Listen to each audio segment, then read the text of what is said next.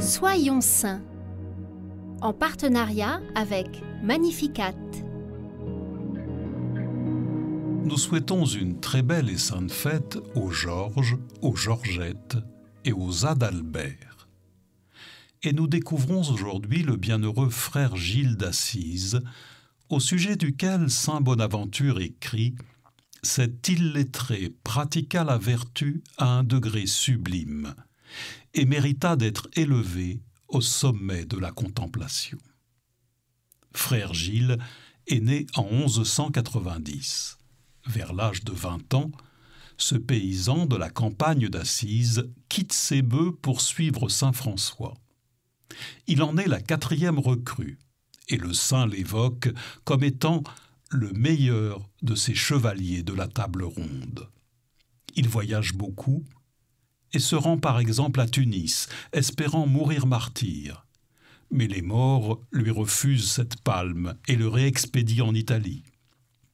Gilles fera aussi partie des frères présents aux côtés de saint François lors de son voyage à Rome pour demander au pape la reconnaissance officielle des frères franciscains. Apprécié pour sa simplicité et sa générosité, il observe une stricte pauvreté. Au cours de ses déplacements et pèlerinages, il vit de la mendicité ou d'humbles travaux dans les fermes, ou même comme fossoyeur pour obtenir gîte et nourriture. Voyant son attrait pour la solitude et la vie de prière, saint François l'envoie dans l'ermitage de Fabriano. Gilles y mène une vie de silence et de contemplation, tout en conseillant volontiers ceux qui viennent à lui, comme le pape Grégoire IX ou d'autres grands prélats qui se déplacent volontiers pour recevoir ses sages paroles. Bien que très intelligent, il refuse de s'instruire et se borne à l'étude de l'Évangile. Il se moque aussi gentiment des théologiens, dont les écrits sont pour lui sans importance.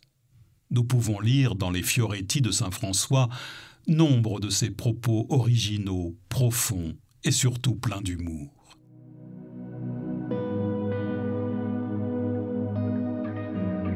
Le frère Gilles disait « Ô mon Seigneur Jésus-Christ, que votre amour est grand pour ceux qui se séparent de toutes les choses de la terre, pour votre gloire. » Qu'à sa suite, nous apprenions à nous détacher un peu plus chaque jour de nos biens et soucis matériels, afin de nous tourner sans cesse davantage vers le ciel.